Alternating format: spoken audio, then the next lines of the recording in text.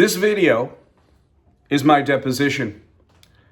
This video about Carol Weiss, attorney Jamison Carroll, approves the American National Standards Institute - American National Crediting Board because ANSI took over complete control over the American National Crediting Board in 2018. So Carol Weiss, attorney Jamison Carroll, approves ANSI-ANAB mantra half a nut FU, voicemail by Chairman-Russ Chaney and later nomination Chairman-Russ Chaney in 2022. I, Daryl Guberman, of GUBERMAN-PMC, who has been involved with quality for 40 plus years. I have been open for 12 years, assisting companies in manufacturing and quality, and also quality certification in all ISO derivatives, along with NADCAP assistance.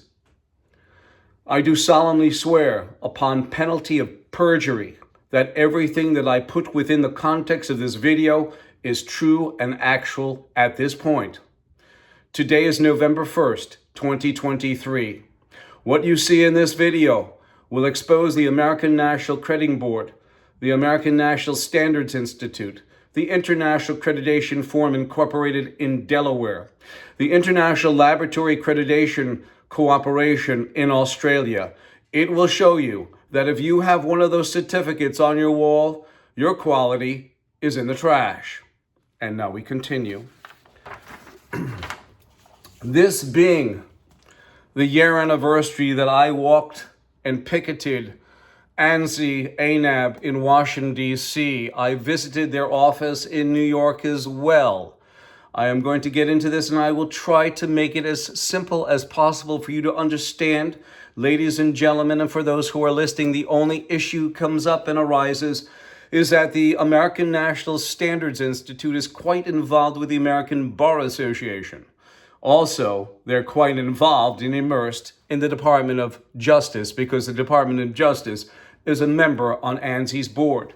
Between the years of 2015 and 2021, a communist Chinese national, Zhao Jinwu, who took over a complete control over IAF, the International Accreditation Forum Incorporated in Delaware, was watching over then ANSI and ANAB, who were members.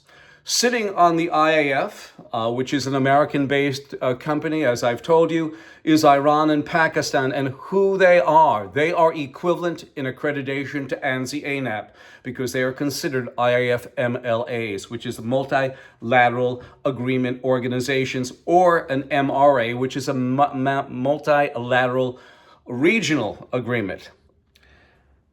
So we continue, ladies and gentlemen. Zhao Jinwu has been involved with our quality since 1994. He has privy to a lot of information. In 2013, I, Daryl Guberman, gave a speech at the American Society for Quality. At that time, there was a gentleman, a Dave Levy there, a Region 3 director of ASQ. At the time, the American Society of Quality owned ANAB 50%, and the American National Standards Institute owned ANAB 50%. After and during that speech, I have it on both video and audio tape, that Dave Levy said, "Mr. Guberman, ANAB has no problem with you. We support you, sir." I guess he didn't give the memo up the road, so to speak. In 2016, a then Randy Dodry, who at one time was the between 2009 and 15, he was the vice president of ANAB, the chairman of the International Accreditation Forum, and also the principal on the 990 tax form. He wrote us a letter and asked if you want to join ANSI-ANAB or IAF, it's all voluntary. But in 2015, he had handed over the keys to the kingdom of the IAF to that Chinese national, Zhao Jinwu, communist Chinese national. On top of it, at that time, Zhao Jinwu was the chief executive of the China National Accreditation Services Incorporated in China, Beijing no less. 2017, we see and we have a picture of Daryl Zhao Jinwu standing in the lab in Wuhan, China, issuing a laboratory certification. we come forward now. And by the way, we did not accept the invitation by Randy back in 2016 because there was a Chinese communist national who was watching over an American company where Lockheed Martin sat, where ANSI-ANAB sat, and on ANSI's board.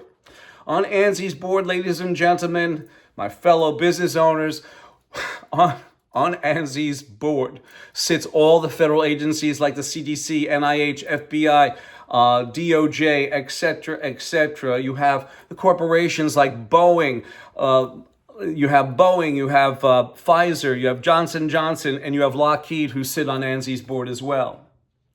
A lot of interlocking directorates. In 2016, when he invited me on there and I saw the picture of Zhao Jinwu in a Chinese periodical giving a certificate, I will say this, 2017, Randy Doherty was being advertised on the Department of Homeland Security's website. At this time, you had two federal agencies that sat on ANSI getting compensated. You had the Department of Homeland Security with Phil Masterson. At the time, he was making $256,000 tax-free, also his federal salary. Also, Randy was being advertised on the DHS while his friend over there, IAF, Communist National, who is mandated to take our data through the China National Intelligence Law, Article number 7, which mandates any Chinese national is mandated to take data from those companies, corporations, federal agencies that they work within. So how do we know? And at that time, by the way, the DHS had their data taken, the FBI had their data taken, etc. Sitting on ANSI's board, it's a conduit, basically, for China at that time. Can we prove it?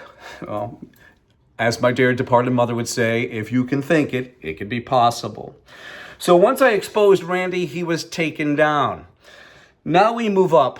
I saw a deposition given in Texas by a Miss Pamela Sale.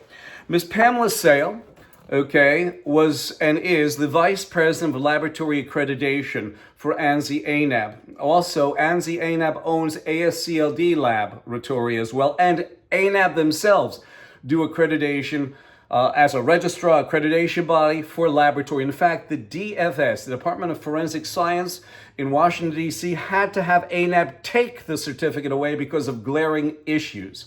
This is what brought out and why I'm doing this video about Jameson Carroll and the other cohorts within the context of ANSI, up to including the members and the directors at large and board members. Pamela Sale said, and I will read this to you about laboratory accreditation certification. One of the issues is that there is no commonly agreed upon set of standards that forensic labs around the country have to follow. Instead, there are informal guidelines that labs can choose to follow or not. And I add this in for spice. Voluntary consensus standards fail since standards are meant to be uniform throughout a particular industry, whether laboratory, automotive, aerospace, electronics, medical, service industries, but they are not, as Ms. Sale says. We also have, if you want to see it, we've got a ton of different lab failures. We're going to continue. In around 2018 or so, I looked at that article and about Pamela Sale saying there's no protocol. Let me go back. I told you about DHS sitting on ANSI's board. You also had a Gordon Guberman out of NIST, National Institute of Standards and Technology. It's run by the Department of Commerce. Also, he was getting $120,000 a year. In ISO 1711 for both registration companies and accreditation bodies, it basically states within the context of 4.4 for impartiality that there should be no financial, how should we say, financial operations, so to speak. And ANSI and ANAB are paying those people sitting on the board, DHS and also NIST. NIST has the National Institute of Standards and Technology Manufacturing Extension Partnership, which is, listen, ladies and gentlemen, you want to hear, and business owners, those who are in manufacturing, you want to hear why you can't get money? You want to hear why manufacturers in the shitter? Because I'm going to tell you now. You have the NIST MEP, which takes both federal federal money and also state money, and 64.85% of that goes to pay their management and personnel. I've got all the data. All the data. I swore under penalty of perjury, and here I am telling you today. I did a video concerning A2LA, which is an accreditation body. Much of our government is using the A2LA mess, and it is a mess. So I exposed it, saying that A2LA sits on ANSI's board. We had a Miss, actually this was in 2019, I apologize. We have a Miss Ashley Morton. Here's a picture of her working for A2LA. And she basically said, A2LA, and let me hold this up to you, for you. A2LA does not sit on ANSI. They are both American accreditation bodies with equal standing. Well, they did. I did another video and I showed it. On top of it, here you go. They also sat at that time on the IAF, being controlled and manipulated by communist China in 2015 to 2021. So what happened is, I didn't know from anything. I just said that and I took care of business. And we had a Mr. Russ Chaney. A Mr. Russ Chaney, who at the time was the chairman of ANSI, left us this message.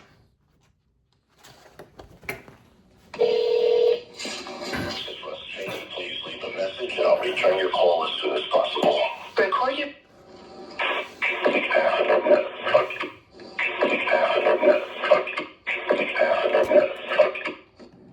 Yes, that was Russ Chaney. That is ANSI's mantra as of 2019. You're going to say, hey, Daryl, how do you know it was Russ Chaney? It's an audio. How do you know? Well, I called that number because you know why? I took a snapshot of it off my telephone. And there you go. Half a nut, fuck you, is this off the Urban Dictionary. This was, as soon as I grabbed a hold of that, I looked it up on the Urban Dictionary. You can find the Urban Dictionary now, and somebody took this down. I guess since ANSI is a multi-million-dollar organization, they kind of fiddled around with the Urban Dictionary. And then what I did was I sent a letter to Joe Bhathia, because Joe Bhathia, you know, I read the ANSI Code of Conduct, and it was against anybody's policy. He's a chairman. What he says by half a nut fuck you is every director at large, every board member condones what he's saying because he's the shining light of ANSI. I sent a letter to Joe Bhathia. Joe Bhathia sent it to his attorney, Jameson Carroll. And let me play this again for you business owners, because Jameson Carroll, I hope you can read this up here. He said, after analysis, we were unable to identify any harassing or objectionable content in the brief audio file. Now, I'm going to let you listen to this again, and you tell me if they didn't say half a nut fuck you. This is Russ Chaney. Please leave a message, and I'll return your call as soon as possible. Record your...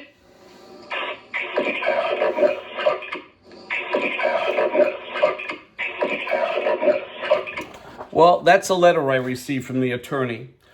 So what I did is in 2022, I applied for director at large. Yes, director at large. I saw an opening for ANSI. I said, maybe I can take care of business with this. And that's what I did. So I put a 54-page document together concerning this, okay? I actually got a letter from Joe Bhathia, who congratulated me for being a member of ANSI, which I was not a member. I was coming in as an outsider. That's why I added 16 letters of recommendation in that 54-page booklet.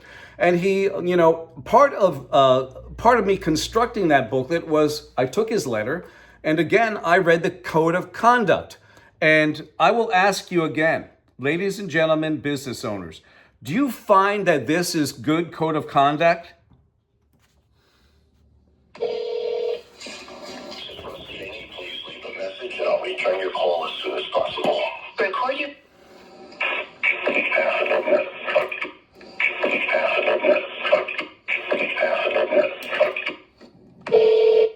That goes against our Code of Conduct. We continue on. I received, and I took a snapshot of this just to prove that, yes, I did get confirmed from Eleni Konstantopoulos the legal manager there at ANSI, and she sent me a packet which contained that letter. What happened is I submitted this booklet, but before I submitted it, I had to answer 9 questions. 9 questions, yes, 9 questions. And at the bottom of the booklet, the question, you can see who the nominating chairman is. It's Russ Chaney. And I asked for a letter. And he said, in his letter, he said there is nothing wrong. And here it is. This is an exact letter. Jameson Carroll, who said we heard nothing. What was it? After analysis, we were unable to identify any harassing or questionable content in the brief audio file. Unbelievable. So what happened is I received on September 10, 2022, a letter from Elena Constantopoulos, and this is what she said. Thank you for applying for an ANSI Director-at-Large position on the ANSI board.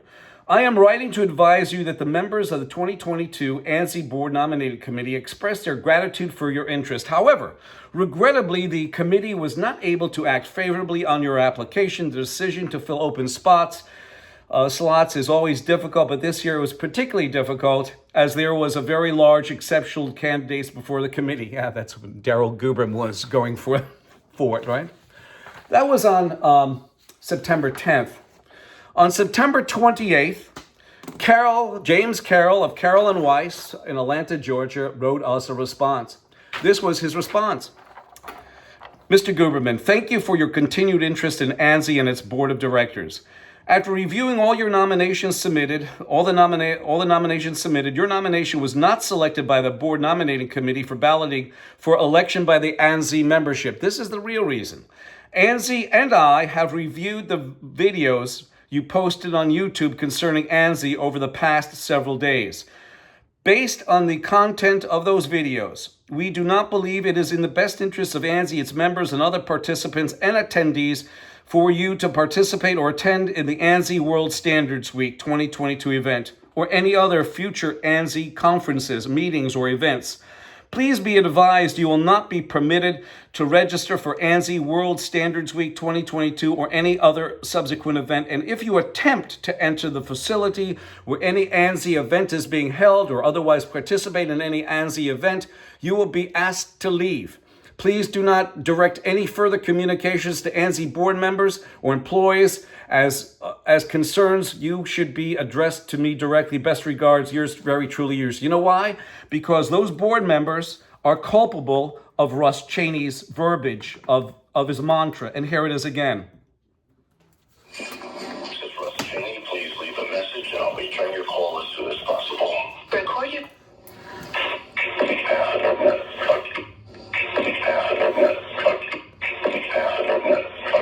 This is why Jameson Carroll didn't want me to contact the ANSI board members, because they agree with what Russ Chaney said.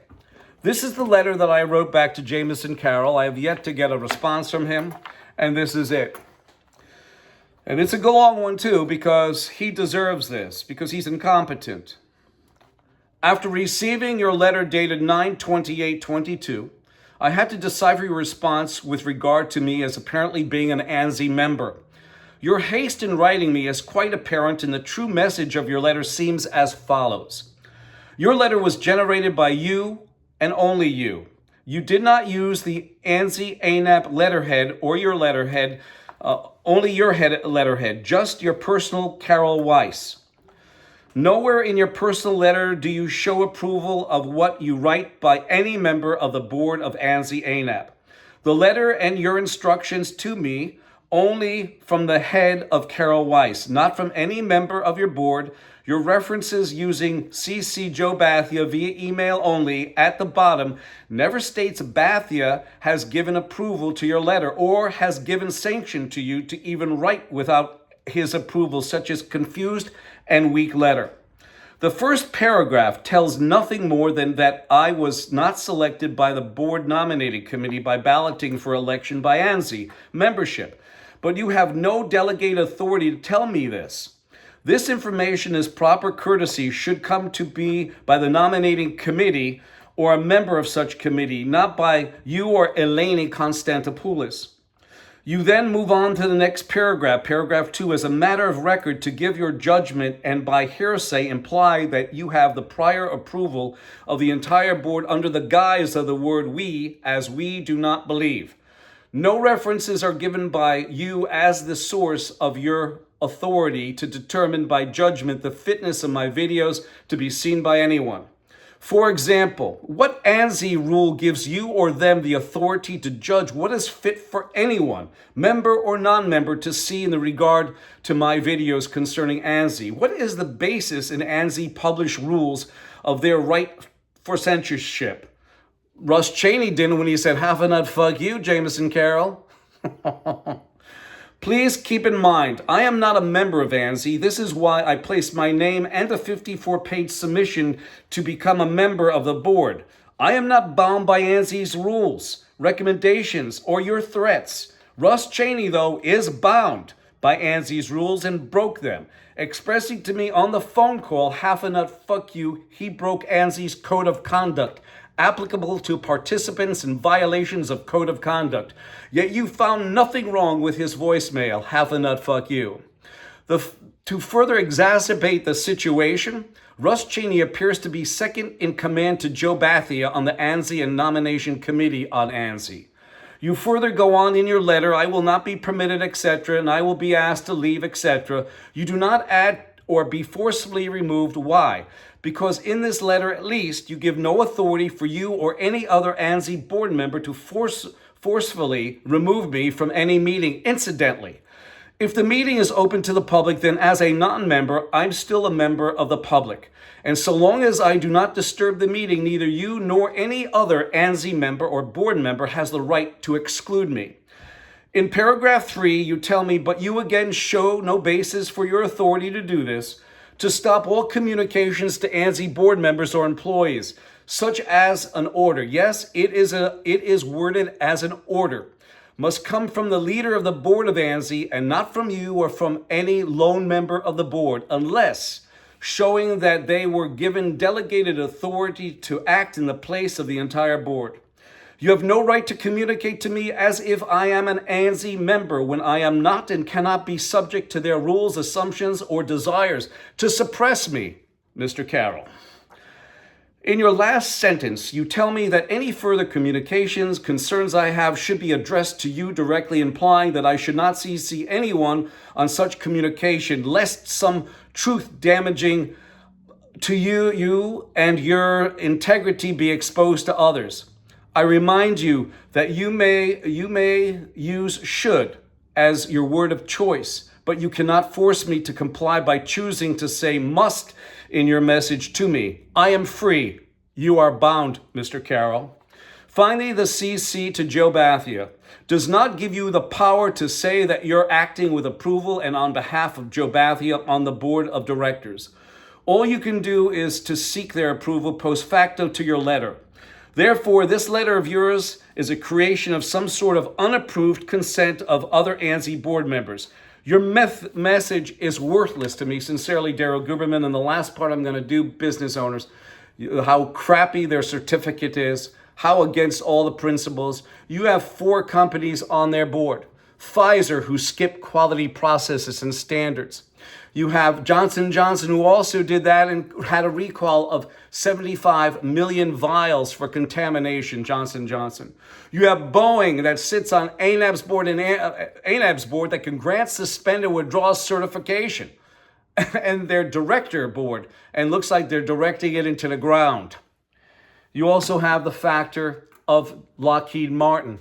Lockheed Martin, who demands ANSI-ANAB also on their supplier portal, Boeing's supplier portal, must be ANSI-ANAB or IAF or international equivalent, so they can basically have Iran and Pakistan, who their political leaders said that they helped facilitate 9/11. And that's what you're having on your board there, business owners who are ANSI-ANAB accredited. You have terrorist associations. When ANSI is sitting on the IF right over by Iran and Pakistan, you have people who are dealing with Hamas. And so is the FBI. So is ANSI, you can say, because they sit. And by affiliation, that's it. And finally, Lockheed Martin. After 801 F-35s. The 801st ship is still having quality issues, and up to and including loss of airplane and loss of pilot.